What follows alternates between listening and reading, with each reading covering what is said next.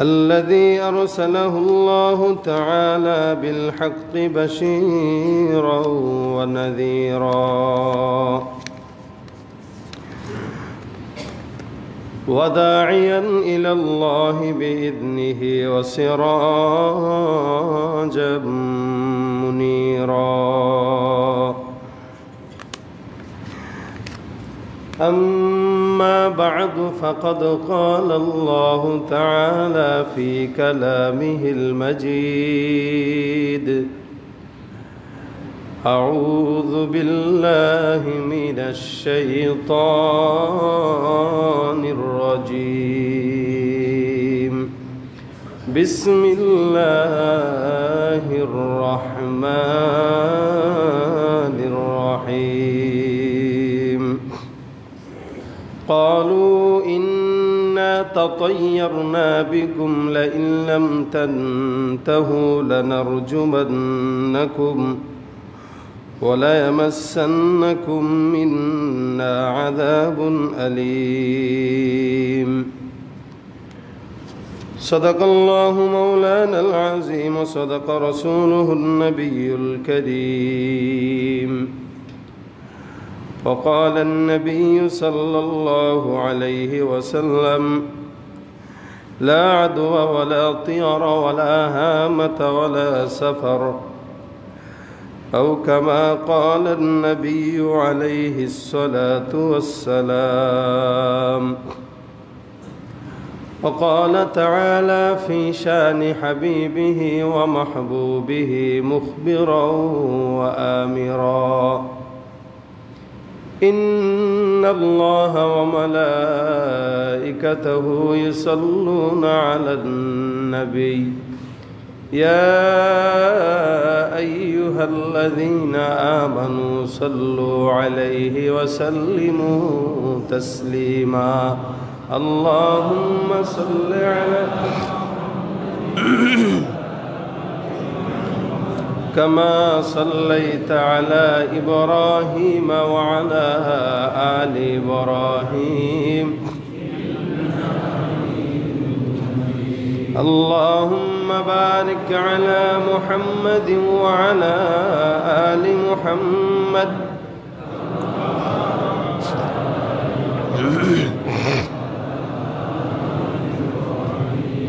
إنك حميد مجيد. زیارت مدینہ کی دل میں ہے تمنا،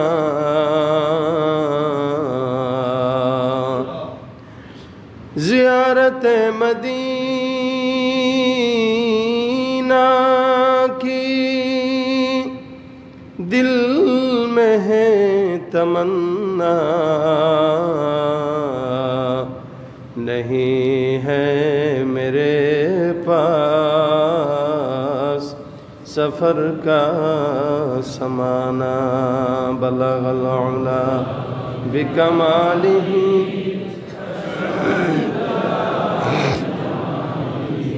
حسنت جمیع خصالہ صلوا علیہ. لا الہ الا اللہ، لا الہ الا اللہ، لا الہ الا اللہ، لا الہ الا اللہ، لا الہ الا اللہ، لا الہ الا اللہ، لا الہ الا اللہ، لا الہ الا اللہ، لا الہ الا اللہ، لا الہ الا اللہ، لا الہ الا اللہ، لا الہ الا اللہ، لا الہ الا اللہ، لا الہ الا اللہ. মুহাম্মাদুর রাসূলুল্লাহ সাল্লাল্লাহু আলাইহি ওয়াসাল্লাম।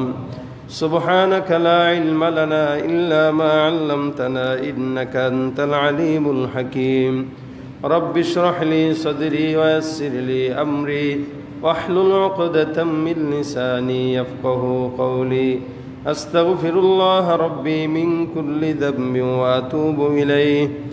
লা হাওলা ওয়া লা কুওয়াতা ইল্লা বিল্লাহিল আলিয়্যিল আযীম। আলহামদুলিল্লাহ, আল্লাহ পাক রব্বুল আলামিনের দরবারে লাখো কোটি শুকরিয়া যে রব্বে করিম আপনাকে আমাকে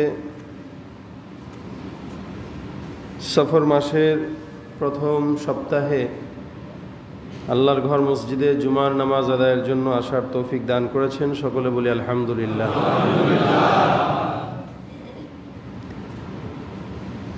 সফর মাস এটি আইয়ামে জাহিলিয়াতের সময় এই মাসকে আরবরা কুলক্ষণের মাস মনে করত। কিছু কিছু জিনিসকে আরবে রাসূল করিম সাল্লাল্লাহু আলাইহি ওয়াসাল্লাম আসার আগে এই বিষয়গুলোকে কুসংস্কার ছিল, কিছু কিছু বিষয়ের কুলক্ষণ ছিল। এর ভিতরে একটি কুলক্ষণ ছিল যারা আরবি সফর মাসকে কুলক্ষণ মনে করত। এই মাসে কোনো বিয়ে শাদী দেওয়া, এই মাসে কোনো জায়গায় সফরে বের হওয়া, এটাকে তারা মনে করত লক্ষণ ভালো হবে না। এর ভিতরে অনেক কিছু তাদের ভিতরে ছিল, যেমন তারা, আমাদের দেশেও এই সমস্ত কিছু কুলক্ষণ আছে। এর ভিতরে আরবেরা যেটা করত, কোনো জায়গায় সফরে বের হলে পাখি ছেড়ে দিত। পাখি যদি ডান দিকে যেত এরা মনে করত লক্ষণ ভালো, পাখি যদি বামে যেত এরা মনে করত লক্ষণ খারাপ। পাখির মাধ্যমে লক্ষণ নির্ধারণ করা এটা জাহেলি জামানায় ছিল। পাশাপাশি আরেকটি বিষয়ে তারা যেটা করত, তীর নিক্ষেপ করে লক্ষ্য নির্ধারণ করত। আবার কখনো কখনো আসমানের তারকা দেখে নিজেদের লক্ষ্য নির্ধারণ করত। এরা মনে করত এই তারকা উঠা মানে বৃষ্টি আসবে, এই তারকা উঠা মানে মেঘ আসবে। এরকম কিছু কুসংস্কার, কুলক্ষণ তারা নিজেদের মনের ভিতরে লালন করত জাহিলি জামানায় রাসূল আসার আগে।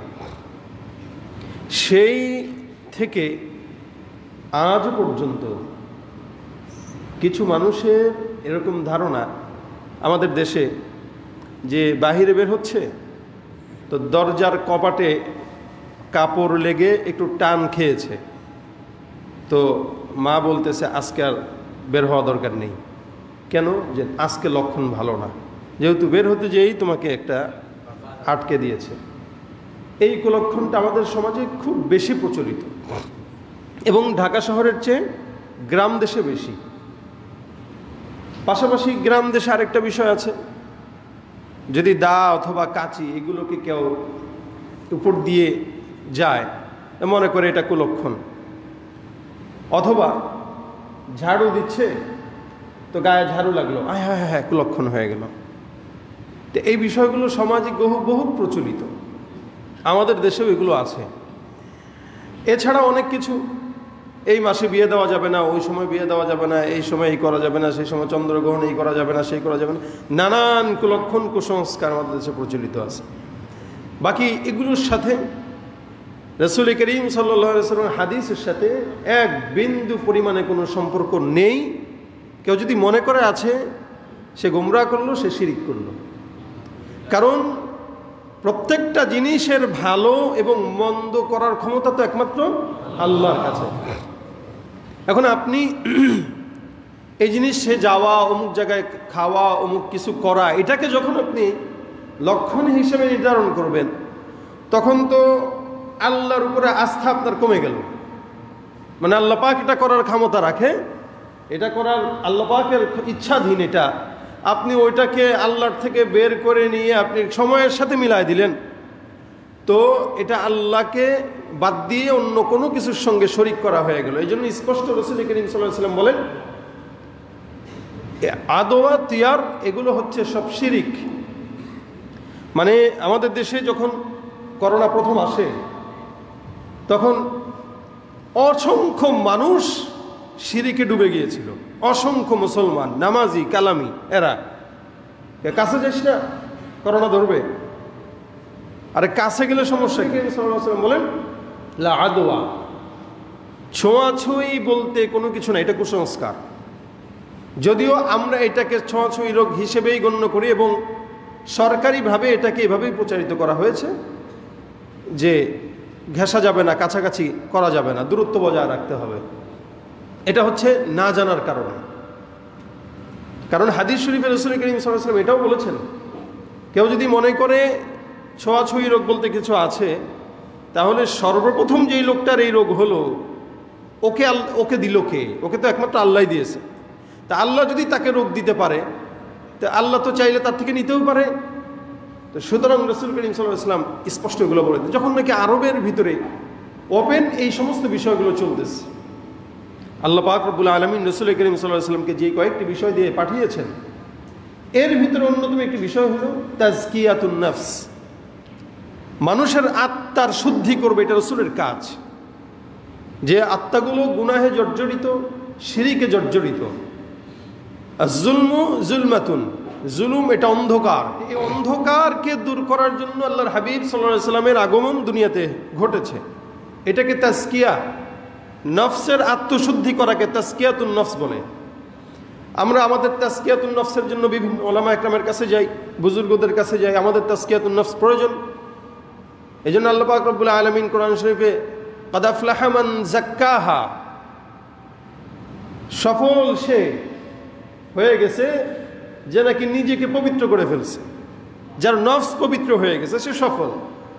এই নফস পবিত্র করার ডাক্তার তবিব হচ্ছে রাসূল করিম সাল্লাল্লাহু আলাইহি ওয়াসাল্লাম।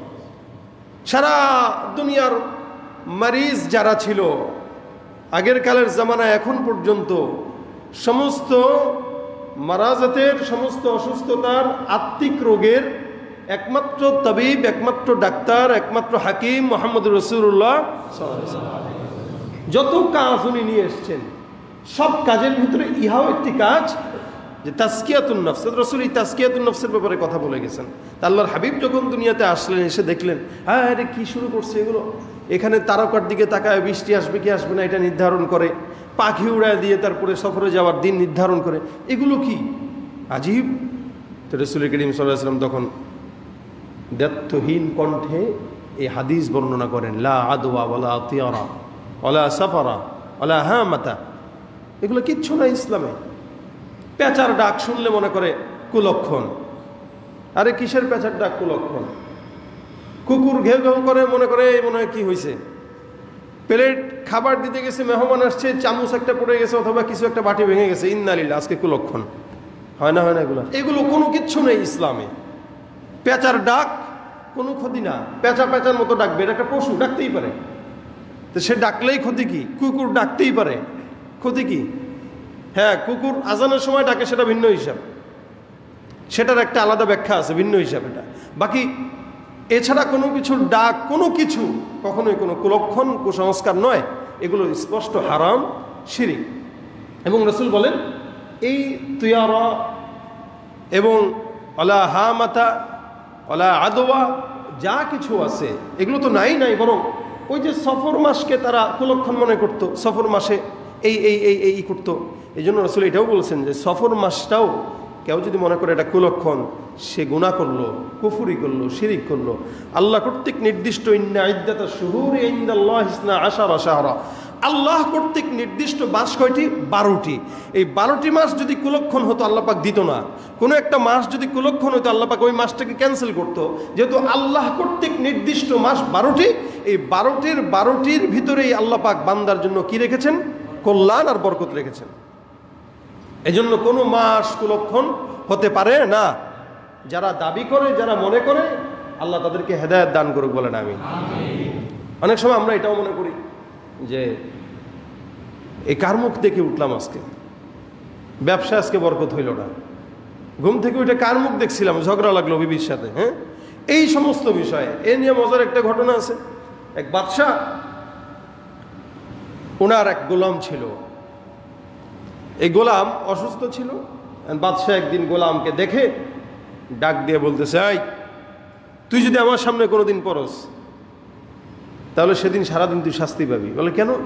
তুই অলক্ষণ কুলক্ষণ, তোর মুখ দেখা মানে আমার সারাদিন নষ্ট হওয়া, তুই আমার চোখের সামনে পড়বি না। তো এরকম আদেশ আমাদের এই বর্তমান সময়েও চলে, তোর মুখ যেন না দেখি সকালে। এই বাদশাহ এখন স্পষ্টভাবে নিষেধ করে দিছে। করার পরে কিছুদিন পরে এই বেচারা তো খুব গোপনে গোপনে থাকে যে যদি বাদশার সামনে পড়ি তো ঝামেলা আছে, যেহেতু বাদশাহ নিষেধ করছে। এখন একদিন চিন্তা করলো যে দেখি আজকে পড়লে কি হয়। তা বেচারা ইচ্ছাকৃতভাবে বাদশার সামনে যায়, এক কোনার দিকে একটু তাকিয়ে আছে, একদিকে আলাদা। বাদশাহ তো তাকে দেখে ফেলছে। বাদশাহ দেখার পরে বাদশাহ বলতেছে, এই তোকে না সামনে পড়তে মানা করছি, এরপরে তুই সামনে পড়লি, হ্যাঁ ধরো এটাকে বাঁধো, মেয়েদের আজকে সারাদিন পিটাবা। সারাদিন তাকে পিটাইলো। পিটানোর পরে যখন বাদশার সামনে আনলো, রাত্রেবেলা এই গোলাম একটু সাহসিকতার সাথে ডাক দিয়া বলতেছে, বাদশাহ সারাটা দিন যে মানে মারলেন, কি কারণে বলেন? তুই অলক্ষণ, তুই আমার সামনে পড়ছস তো আমার দিন খারাপ যায়। এই যে আজকে সারাটা দিন আমি যেটা যদি কথা বলি তাহলে তো আপনি রাগ করবেন। বলে বল, কি বলবি? আজকে সকালবেলা আপনি আমারে দেখছেন, আমিও আপনারে দেখছি। আপনি তো বাদশাহ হিসেবে সারাদিন আনন্দ উল্লাসী করলেন, কিন্তু আপনার চেহারা দেখার কারণে আমার সারাটা দিন নষ্ট, পিটান খাইতে খেতে গেল। কি ঠিক না? বাদশাহ বলে, কিরে কথা তো বাস্তব, আপনার চেহারা দেখছি আমি, পিটান খাইলাম আমি, তার তো কুলক্ষণ তো আপনি, আমি না। আমার চেহারা দেখার দ্বারা তোকে আপনারা পিটাইলো না, কিন্তু আমারও তো পিটান খাইতে হলো সারাদিন। তা লক্ষণটা ভালো কার, আপনার না আমার? আমারই তো ভালো। কয় তাহলে আপনি কুলক্ষণের দোষ দিতেছেন? এই হলো অবস্থা। এই জন্য কোনো কুলক্ষণ নাই, অলক্ষণ কুলক্ষণ কুসংস্কার ইসলাম এগুলোকে সাপোর্ট করে না। এবং কেউ যদি এগুলো মানে এবং বিশ্বাস করে, এটা শিরকি হবে। একটা হচ্ছে প্রচলন, যে এটা আমাদের বাপ দাদারা বলে আসছে, শুনে আসছি, তো বাস শুনলাম এতটুকুই, কিন্তু বিশ্বাস করা যাবে না। আল্লাহ পাক রব্বুল আলামিন এই কারণেই বলেন, ক্বালু ইন্না তাতায়্যারনা বিকুম লা ইন লাম তামতাহু লানারজুমান্নাকুম ওয়া লা ইয়ামাসসান্নাকুম মিন্না আযাবুন আলীম। ক্বালু তায়িরুকুম মাআকুম আইন যুক্কিরতুম বাল আনতুম কওমুম মুসরিফুন। মানুষের কাছে যত বিপদ আল্লাহ পাক রব্বুল আলামিন দেয়, সব বিপদ, বান্দার গুনাহ, বান্দার বদ আখলাক, বান্দার বদ চরিত্র, বান্দার জাহেরি প্রকাশ্যে অপ্রকাশ্যে বাতিনি সব গুনাহের কারণে আল্লাহ পাক কুলক্ষণ দেয়, আযাব দেয়। আর এটাকে বান্দারা মনে করে কুলক্ষণ। এই হাদিসের এই আয়াতের ব্যাখ্যায় রাসূল করিম সাল্লাল্লাহু আলাইহি ওয়াসাল্লাম সহ আল্লাহ পাক রব্বুল আলামিন বান্দাদেরকে জানায় দেয়, ক্বালু ইন্না তাতায়্যারনা বিকুম লা ইন লাম তানতাহু লানারজুমান্নাকুম ওয়া লা ইয়ামাসসান্নাকুম মিন্না আযাবুন আলীম। মুফাসসিরিন ইকরাম বলেন, বহু আগের জামানায় তিনজন রাসূলকে রব্বুল আলামিন দুনিয়ার জমিনে প্রেরণ করেছেন। একজনের নাম সাদুক, আরেকজনের নাম সাদিক, আরেকজনের নাম শামউন। কেউ কেউ বলেন তারা নবী ছিল না, তারা ওলি ছিল। মুফাসসিরিন ইকরাম ঘটনা উল্লেখ করেন সূরা ইয়াসিনের এই আয়াতের টিকার ভিতরে ঘটনা। তিনজন রাসূলকে যখন আল্লাহ পাক রব্বুল আলামিন কোনো একটা এলাকায়, শামের আনতাকিয়া এলাকায় প্রেরণ করলেন, ওই জায়গায় যাওয়ার পর এই তিনজনের দায়িত্ব ছিল একমাত্র দ্বীনের পথে বান্দাদেরকে আল্লাহর রাস্তায় ডাকা। বান্দারা ওই আনতাকিয়া শহরের ভিতরে যে আল্লাহ পাক রব্বুল আলামিনের কাছে বান্দাকে ডাকতেছেন, তোমরা আল্লাহ পাক রব্বুল আলামিনের প্রতি ঈমান নিয়ে আসো, নইলে আল্লাহ পাক রব্বুল আলামিন গজব দিবে, আযাব দিবে। বারবার যখন বান্দারা আল্লাহ পাক রব্বুল আলামিনের দিকে অন্যান্য মানুষকে ডাকে, রাসূলদের কাজই ছিল মানুষকে দ্বীনের পথে দাওয়াত দেওয়া। যখন নাকি তিনজন রাসূল হাজারো হাজার উম্মতদেরকে, বান্দাদেরকে আল্লাহ পাক রব্বুল আলামিনের রাস্তায় যখন বারবার ডাকে, একজন বান্দাও তার ডাকে সাড়া দেয় নাই। মুফাসসিরিনরা বলেন, হাবিব নাজ্জার নামে একজন ব্যক্তি, যেই ব্যক্তিটা কেবল ওই তিনজনের ডাকে সাড়া দিয়ে কালেমা পাঠ করে ঈমানদার হয়েছে। এই হাবিব নাজ্জার তখন তাদের পথে পথে তাদের সফর সঙ্গী হিসেবে ছিল। সারা আন্তাকিয়ার মানুষগুলো দেখলো, আরে আমাদের ভিতরে ফিতনা ছড়ানোর ভিতরে তিনজন মানুষ কোত্থেকে যেন আসছে, বাকি এই তিনজন মানুষ অন্য কোনো জায়গা থেকে আসে নাই, তাদেরকে প্রেরণ করেছেন আল্লাহ। তারা আল্লাহ পাক রব্বুল আলামিনের আদেশ পেয়ে এই জায়গায় এসে দ্বীনের দাওয়াত দেয়। শুধুমাত্র তারা কেন, আদম পয়গম্বর থেকে মুহাম্মদুর রাসূলুল্লাহ সাল্লাল্লাহু আলাইহি ওয়াসাল্লাম পর্যন্ত যত নবী রাসূলরা আসছে, সমস্ত নবী রাসূলরা একমাত্র আল্লাহ পাকের জমিনে আল্লাহর বিজয় পালন করার জন্য, আল্লাহর আদেশ কায়েম করার জন্য দুনিয়ার জিন্দেগিতে দ্বীনের দাওয়াত দিয়ে গেছেন। এই তিনজন রাসূল ঠিক তেমনভাবে দ্বীনের দাওয়াত দেয়। সারা দুনিয়ার ভিতরে একটা মানুষ তাদেরকে মানে না, আন্তাকিয়া শহরের ভিতরে, কিন্তু হাবিব নাজ্জার নামক লোক ব্যক্তিটা তাকে মানল। মানার সঙ্গে সঙ্গে তাদের সাথে আছে। এমন সময় আল্লাহ পাক রব্বুল আলামিনের তরফ থেকে গজব আসবে। হঠাৎ করে একটা রোগ ধরা দিল, দুর্ভিক্ষ ধরা দিয়া দিল। এই এলাকার সমস্ত মানুষগুলো চিন্তা করলো, আরে এই তিনজনের কারণে আমাদের ভিতরে এই জায়গায় দুর্ভিক্ষ আসছে। এতদিন পর্যন্ত দুর্ভিক্ষ নাই, এখন যখন দুর্ভিক্ষ আসা শুরু হয়ে গেল, দোষ দিল রাসূলের উপর।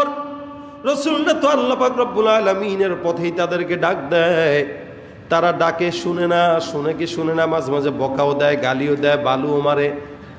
আল্লাহ পাক রব্বুল আলামিন রাগ করলেন, কারণ যখন পয়গম্বরদের কথা উম্মতরা শুনে না, রব্বুল আলামিন তার তরফ থেকে আযাব দেয়, বান্দার প্রতি গজব দেয়, বান্দাকে বিশ্বাস স্থাপন করায়। বান্দারা যে আল্লাহর সমস্ত নিদর্শনকে তোমরা অমান্য করতেছো, ওই আল্লাহ পাক রব্বুল আলামিনের গজবতী সন্নিকটে দেখা যায়। তাকায় দেখো, হাজারো হাজারো রাসূল পয়গম্বররা দুনিয়ার জিন্দেগি থেকে অতিবাহিত হয়ে গেছে। মুহাম্মদুর রাসূলুল্লাহ সাল্লাল্লাহু আলাইহি ওয়াসাল্লাম ছাড়া এমন কোন নবী নাই যেই নবীর উম্মতদেরকে আল্লাহ পাক গজব দিয়া ধ্বংস করেন নাই। শুধুমাত্র আপনার আমার নবী পয়গম্বরের উম্মত হিসেবে আল্লাহ পাক আজও পর্যন্ত কোটি কোটি গুনাহ করা সত্ত্বেও আমাদেরকে ধ্বংস করেন না। সুবহানাল্লাহ। এটা রাসূলের বরকত আর শেষ নবীর উম্মত হওয়ার বরকত। আলহামদুলিল্লাহ, আল্লাহ পাক আমাদেরকে আখেরি উম্মত বানাইছেন। অন্যান্য জামানায় রাসূলরা যখন দাওয়াত দিত আর না মানতো, আসমানের ভিতরে কালো মেঘ, সমস্ত উম্মতরা তাকায় দেখতো কালো মেঘগুলো দুনিয়ার জিন্দেগিতে আসার জন্য এরকম ভাবে আসমানে তাকায় আছে। কেউ মনে করতো এগুলো এমনি, কেউ মনে করতো এগুলো কুলক্ষণ, কেউ মনে করতো এই রাসূলদের জন্য আল্লাহ গজব পাঠাইতেছেন। তারাও কিন্তু বিশ্বাস করতো আল্লাহ আছে, মাগার আল্লাহর সঙ্গে শরীক করে ফেলতো। তারাও কিন্তু বিশ্বাস করতো আল্লাহ এক, মাগার ভাগ্য নির্ধারণের চাবিকাঠি তারা আসমানের তারকাকে বিশ্বাস করত।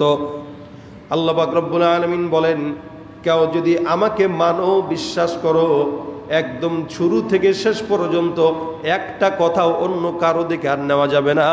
নির্দ্বিধায় বিনা হিসাবে একমাত্র এক কথা বলতে হবে, লা ইলাহা ইল্লাল্লাহ, একমাত্র আল্লাহ ছাড়া কেউ নাই। রাসূলুল্লাহ দাওয়াত দেয় দ্বীনের পথে, এরা মানে তো মানে না, আবার উল্টাপাল্টা কথাও বলে। আল্লাহ পাক রব্বুল আলামিন দেখেন, আল্লাহ মনে মনে বলেন, আমি আমার মেহমানদেরকে পাঠাইলাম, তোমরা আমার মেহমানদেরকে অপমান করার ফল অবশ্যই ভোগ করা লাগবে। হাবিবে নাজ্জার এদের সঙ্গে সবসময় থাকে, কারণ সেও জানে এই এলাকার মানুষগুলো বড্ড খারাপ, যে কোনো সময় তাদেরকে হত্যা করে ফেলবে। হঠাৎ করে যখন তারা একদিন দেখলো দুর্ভিক্ষ দিন দিন বাড়তেছে, একদিন চিন্তা করলো তিনজন রাসূলকেই তারা পস্তার আঘাতে, পাথরের আঘাতে নিক্ষিপ্ত করে মারবে, হত্যা করবে। এমন সময় হাবিবে নাজ্জার সামনে চলে আসলো। আসার পরে ডাক দিয়ে বলে, ভাইরা আমার, আল্লাহ পাক একজন সত্য, একজন আল্লাহ আছে, তোমরা আল্লাহকে বিশ্বাস করো। এরা যে আল্লাহর পয়গম্বর রাসূল, তাদেরকেও বিশ্বাস করো, তোমরা বোকামি করো না। তারা এই কথা বলার কারণে হাবিবে নাজ্জারকেও সঙ্গে সঙ্গে পাথর দিয়া শাহাদাত বরণ করায় দিছেন।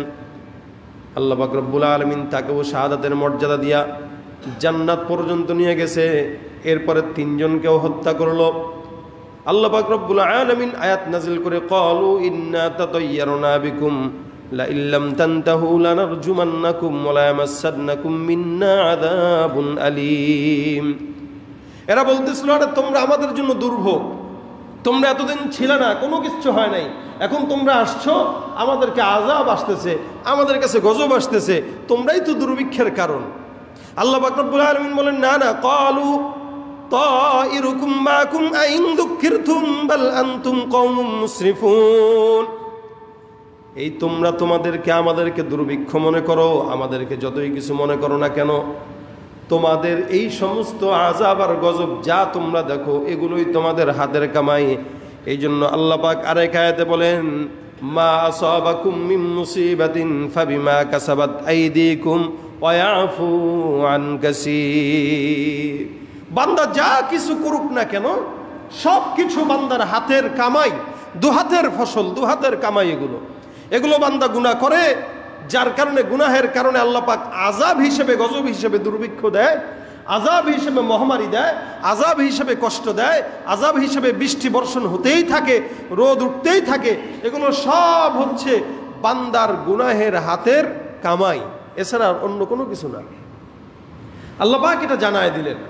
এই জন্য রাসূল করিম সাল্লাল্লাহু আলাইহি সাল্লাম বলেন, কেউ যদি এটা মনে করো যে এই সমস্ত কিছু অন্যদের কারণে হচ্ছে, না, এগুলো ভুল, বরং আল্লাহ পাকই এগুলোকে দেয়, আল্লাহ পাকই এবার আযাবকে উঠায় নেয়। আল্লাহ আযাব আর গজব কখন দেয়? রাসূল বলেন, যখন বান্দার গুনাহ বেড়ে যায় তখন আযাব আর গজব দেয়। এই কারণে তাজকিয়ায়ে নফস রাসূলের একটা আদেশ ছিল, একটা কাজ ছিল, এটা রাসূলের কাজ, বান্দার অন্তরকে পরিচ্ছন্ন করত। কুলক্ষণ তো ইসলামে নাই। বাকি রাসূল করিম সাল্লাল্লাহু আলাইহি ওয়াসাল্লাম একটা কথা বলেছেন, সেটা হলো কোনো বিষয়কে ভালো দিকে নেওয়া, ভালো দিকে টেনে নেওয়া। অর্থাৎ বান্দার কোনো, যেমন আমাদের সমাজে কিছু মানুষ আছে ব্যবসা বাণিজ্য করে, তো এখন আরেকজন বলে, ভাই আপনার ব্যবসা তো মাশাআল্লাহ প্রতিদিন 1 লাখ টাকা কামান, এখন সে 1 লাখ কামায় না, বাকি সে কামায় 50,000। সে বলতেছে প্রতিদিন তো 1 লাখ কামান, আর আপনি বললেন দূর মিয়া কি বলেন, 1 লাখ কই, 20,000ও কামাইতে পারি না। না, এটা না। এই জন্য রাসূল বলেন, কেউ যদি বলে যে আপনি তো 1 লাখ কামান, আপনি বলবেন আল্লাহ আপনি কবুল করেন। কারণ বান্দার কখন কোন কথা কবুল হয় এটা তো আল্লাহ জানে। এত এমন সময় সেই কথাটা বলছে যে সময়টা কবুলের সময়, আপনি আমিন বলছেন তো কবুল হয়ে গেছে। এই জন্য কেউ যদি বলে, আরে মিয়া আপনি তো কামাইতেছেন, বলে আল্লাহ আপনার কথাকে আল্লাহ কবুল করুক, দেখবেন দ্বিতীয়বারও যদি হিংসুটে হয় আর বলবে না এই কথা, আর হিংসুটে না হইলে বলবে। কেউ যদি বলে, ভাই আপনি তো এই করে ফেলতেছেন, সেই করবেন, হ্যাঁ আলহামদুলিল্লাহ করতেছি, ভাই দোয়া করেন আল্লাহ আপনার কথায় বরকত দান করুক, এভাবে বলে দিবেন। কারণ আল্লাহ পাকের প্রতি নেক ধারণা রাখা এটা বান্দার কর্তব্য, নেক ধারণা রাখা। রাসূল করিম সাল্লাল্লাহু আলাইহি ওয়াসাল্লাম যখন মক্কা থেকে মদিনায় যায়, তো মক্কার ইয়াহুদি নাসারারা ঘোষণা করেছিল, যদি কেউ মুহাম্মদ রাসূলুল্লাহকে ধরতে পারে পুরস্কার কি বলেন তো? কেউ জানেন এটা কি পুরস্কার? 100 লাল উট। যদি রাসূল করিম সাল্লাল্লাহু আলাইহি ওয়াসাল্লামকে কেউ ধরতে পারে, তাহলে মক্কার কাফেররা ঘোষণা করছে 100 লাল উট দিবে। 100 লাল উট মানে বর্তমানে 100টা মার্সিডিজ বেঞ্জ গাড়ি অথবা BMW গাড়ি। তো এইটা তো আমাদের দেশে যদি কাউকে বলে মুসলমান, 100টা দরকার নাই, 1 লক্ষ টাকার কথা বললেও আমরা এখানে শেষ। কারণ আমরা টাকার কাছে যতটা সহজে গোলাম হই, এতটা সহজে অন্য কোনো জাতি গোলাম হয় কিনা এটা জানা নাই, আমরা বেশি হই। আল্লাহ আমাদের হেফাজত করুক, বলেন আমিন। রাসূল করিম সাল্লাল্লাহু আলাইহি ওয়াসাল্লামকে 100 উট পাবে এই আশায় এক সাহাবী চলে গেল, বুরাইদা রাদিয়াল্লাহু তাআলা আনহু। তখনও সে মুসলমান হয় নাই। তো উনি পিছন পিছন চলে গেলেন 100 উট পাওয়ার আশায়। তো উনি যখন পিছন পিছন যাচ্ছেন, তা রাসূল করিম সাল্লাল্লাহু আলাইহি ওয়াসাল্লাম টের পেয়ে গেছে। অনেকেই গেছে পায় নাই, কিন্তু বুরাইদা রাসূলকে পেয়ে গেছে। এছাড়াও আরেকজন পাইছে, এর ভিতরে বুরাইদা ছিল একজন। তা বুরাইদা যখন রাসূল সাল্লাল্লাহু আলাইহি ওয়াসাল্লামের কাছাকাছি গেল, যাওয়ার পর রাসূল বলেন, এই কেন আসছো? বলে 100 লাল উট আপনাকে ধরে দিতে পারলে। আচ্ছা নাম কি তোমার? তা সে বলতেছে বুরাইদা। তা রাসূল বলতেছেন, মাশাআল্লাহ বুরাইদা নামটা তো ভালো। বুরাইদার মূল মাদ্দা হইল আরবিতে বা রা দাল, আর বারদুন মানে ঠান্ডা। তাই রাসূল করিম সাল্লাল্লাহু আলাইহি ওয়াসাল্লাম এই কথা বলার সাথে সাথেই ওই বুরাইদা রাদিয়াল্লাহু তাআলা আনহুকে বলতেছেন যে বারাদা আমরুনা, যে আমাদের বিষয়টা তাহলে সহজ হয়ে গেল, ঠান্ডা হয়ে গেল।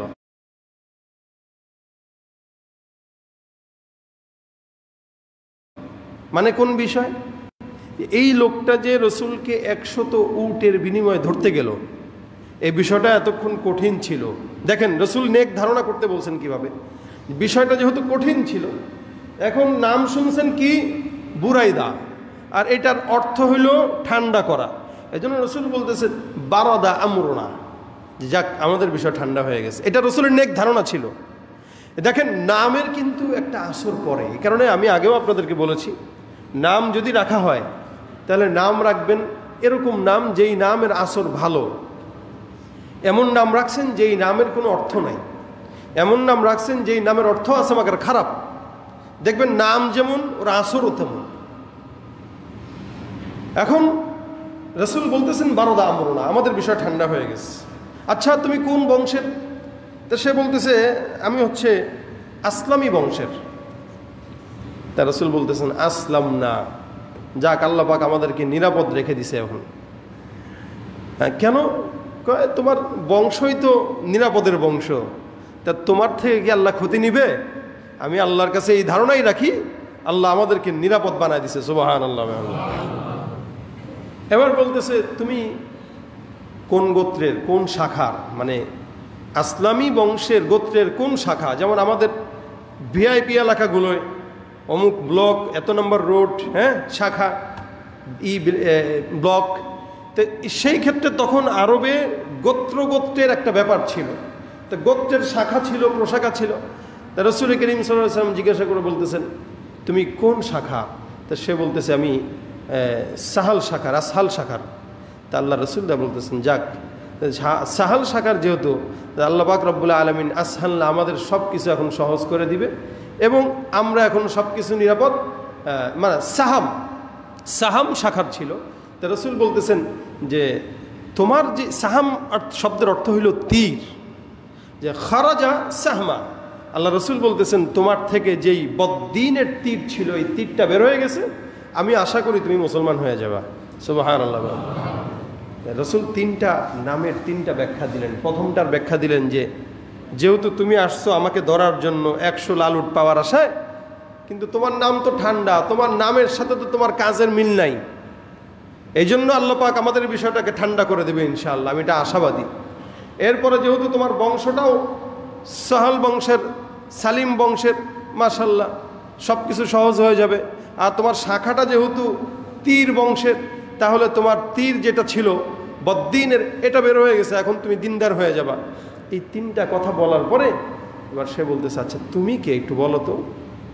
কারণ এখন আমাদের জামানায় নাম আমাদের অনেকে না জানলেও চেহারায় আমাদেরকে অনেকে চিনে, কিন্তু আগের কালের জামানায় নামে সবাই চিনতো মাগার চেহারায় চিনতো না। কারণ হযরত ওমর ফারুক রাদিয়াল্লাহু তাআলা রাত্রেবেলা বের হয়ে যেতেন ছদ্মবেশে, খুব সহজে বের হয়ে যেতে পারতেন। এখন আমরা রাস্তাঘাটে চলতে ফিরতে খুব কষ্ট হয়ে যায়। মানুষ নাম না জানলেও চেহারায় চিনে, কিন্তু তখন চেহারা চিনতো না মাগার নাম সবাই জানতো যে ওমর ফারুক একজন আছে। এই জন্য হযরত ওমরে মাঝে মাঝে রাত্রেবেলা বের হয়ে যেতেন, যে মানুষের সাথে কথা বলতেছেন, একটা গরিবের সঙ্গে কথা বলতেছেন, সে নিজেও জানে না যেটা ওমর, অথচ কথা হয়ে যাচ্ছে। হযরত ওমর বলতেন কেমন আছেন, কি আছে, কি খাচ্ছেন না খাচ্ছেন, পরিবারের কি অবস্থা? না আলহামদুলিল্লাহ, ওমর ফারুক ক্ষমতায় আসার পর থেকে অনেক শান্তিতে আছে। হযরত ওমর শুনতেন, ওমর মনে মনে ভাবতেন আরে তুই যদি জানতে আমি নিজেই ওমর। হ্যাঁ, তো চেহারায় না চিনতেন কিন্তু নামে চিনতেন সবাই। যার কারণে আমাদের খলিফা যারা ছিল, এই খলিফারা সব সময় ছদ্মবেশ ধারণ করে করে মানুষের বাসায় যে সদকা দিয়ে আসতো, জাকাত দিয়ে আসতো, দান সদকা করে আসতো, কারণ তাকে কেউ চিনতো না চেহারায়, মাগার নামে জানতো। আর আমাদেরকে নামে না জানলে চেহারায় চিনে। তো বুরায়দা রাদিয়াল্লাহু তাআলা আনহু চিনে নাই। আপনি কে? আমি তো মুহাম্মদুর রাসূলুল্লাহ সাল্লাল্লাহু আলাইহি ওয়াসাল্লাম। আচ্ছা আপনি, এই জন্যই না আপনাকে ধরতে বলছে? বলে হ্যাঁ। আপনি কি দায়িত্ব নিয়ে আসছেন বলেন? রাসূল করিম সাল্লাল্লাহু আলাইহি ওয়াসাল্লাম বলতেছেন আল্লাহ পাক আমাকে নবী হিসেবে পাঠাইছেন। বাবা তুমি যদি আমাকে মানো, স্বীকার করো, আমি তোমাকে নিশ্চয়তা দিচ্ছি তুমি আমার সাথে জান্নাতে থাকবা। আল্লাহ রসুল কিন্তু আগে নেক ধারণা করে নিছেন। নেক ধারণা আল্লাহর কাছে করা এটা উম্মতের কাজ। এখন বলবেন যে কোনো একটা বিষয় খারাপ ধারণা করতে পারবো না, কিন্তু নেকটা কেমনে করবো? এই খারাপ ধারণা করার চেয়ে নেক ধারণা করা ভালো। কারণ আল্লাহ পাক কোরআনে বলেন, ইন্না বা'দা যন্নি ইসমুন, তোমরা ধারণা থেকে বেঁচে থাকো, কারণ অধিকাংশ ধারণাই পাপ, খারাপ যেটা, এই খারাপ ধারণা থেকে বেঁচে থাকার কথা আল্লাহ পাক বলছেন। বাকি নেক ধারণা থেকে বাঁচার কথা রাসূল স্বয়ং স্পষ্ট বলেছেন, যে কোনো মানুষের কথা নেক হিসাবে নিয়ে নাও। একটা মানুষ একটা খারাপ কথা বললেও আপনি মনে করবেন যাক ও ভালোর জন্যই বলছে, তাহলে দেখবেন ঝগড়া আর লাগবে না, তাহলে দেখবেন মারামারি আর থাকবে না, রেশারেশিও থাকবে না, কষ্টও পাবেন না। কেউ আপনার একটা কথা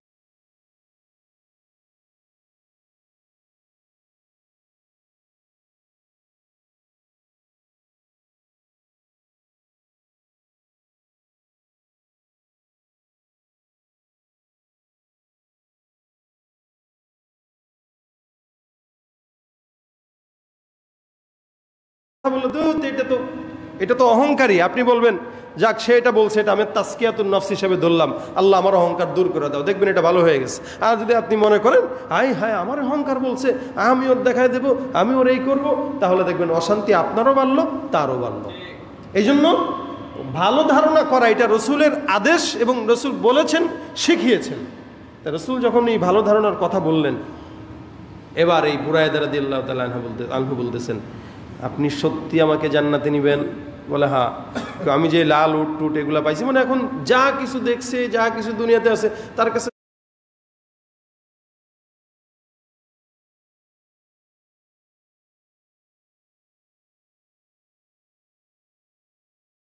সব কেমন যেন এখন ছোট হয়ে গেছে।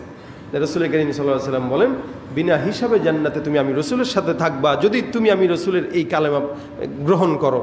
তখন বুরায়দা ডাক দিয়ে বলে, আমি তো ধরতে আসছিলাম লাল উটের আশায়, কিন্তু এখন আমি জান্নাতের আশায় আপনার হাতে হাত রাখলাম, পড়ায় দেন লা ইলাহা ইল্লাল্লাহ মুহাম্মাদুর রাসূলুল্লাহ। এই যে রসুল নেক ধারণা করলেন, এই নেক ধারণার ফল আল্লাহ দিছেন না দেন নাই? দিছেন। তো সুতরাং রসুল বলেন, এই জন্য কুলক্ষণী ধারণা থেকে বেঁচে থাকো, নেক ধারণা করো। নেক ধারণা এটা বান্দাকে জান্নাতের রাস্তা দেখায়, আর কুলক্ষণের ধারণা, খারাপ ধারণা, ইসমুন ওয়ালা তাজাসসু ওয়ালা ইয়াগতাব বা'দুকুম বা'দা। যত ধারণা খারাপ, যত উল্টাপাল্টা খারাপ ধারণা, বদজন, আমরা মানুষের সঙ্গে মিশি না। আমাদের সমাজে আমরা মানুষের সাথে না মিশেই খারাপ ধারণা করি। একজনকে দূর থেকে দেখি, তার চলচলন দেখি, তার স্ট্যাটাস দেখি, এগুলো দেখেই তার ব্যাপারে একটা মন্তব্য করি, ও সে তো এই, অথচ তার সাথে মিশি নাই আমি কখনো, এমন কথাও তার সঙ্গে আমি কখনো বলি নাই যে সে এই বিষয়টা, মানুষটা এমন, বা সে এই কাজটা করলো, আগে তার সাথে একটু কথা বলি না, সে কেন করছে, অবশ্যই তার কাছে যুক্তিযুক্ত কারণ আছে। কোনো কিচ্ছু না বলেই হট করে একটা খারাপ ধারণা আমরা করে ফেলি, আর ওই খারাপ ধারণাটা আমার জাহান্নামে যাওয়ার কারণ হয়। এই জন্যই আল্লাহ পাক বলেন, খারাপ ধারণা থেকে বেঁচে থাকো, এটা অন্যায়, এটা পাপাচার। রসুল বলেন, ওই কুলক্ষণ থেকে বাদ দিয়ে নিজেদেরকে নেক ধারণায় প্রবেশ করা। কারণ কুলক্ষণ আল্লাহর পক্ষ থেকে আসে, এবং বান্দা যেই নেক ধারণা রাখে ওইটাও আল্লাহর তরফ থেকেই আসে। এখন এই জন্য রসুল করিম সাল্লাল্লাহু আলাইহি সাল্লাম এগুলোর শিখার সবক দিয়ে গেছেন, লা আদওয়া ওয়ালা তিয়ারা, এগুলো কোনো কিছু নাই সমাজের ভিতরে। তাজকিয়াতুন নফস যা হয়, বান্দার অন্তর পবিত্র থাকা না থাকার কারণেই হয়। বান্দার গুনাহ বর্তমানে জাহিরি বাতিনি গুনাহ বাড়তেছে। হাদিস শরীফে রসুল বলেন, খুব বুঝেন কথাটা, রসুল করিম সাল্লাল্লাহু আলাইহি সাল্লাম বলেন, দুই ব্যক্তি ছাড়া আল্লাহ পাক অন্য ব্যক্তিদেরকে সহজে মাফ করে দেয়। এর ভিতরে ওই দুই ব্যক্তি কারা? এক নম্বরে কেউ প্রকাশ্যে গুনাহ করলো, আর দুই নম্বর হচ্ছে গোপনে গুনাহ করছে ঠিক, কিন্তু মানুষের কাছে বলে বেড়াইছে। আপনি একটা গোপনে গুনাহ করলেন, হয়ে গেল, তা হয়ে যাওয়ার পরে এবার বন্ধুদের আড্ডায় বসে, আমি তো এটা করছিলাম, এর মজা করে বলতেছে। এই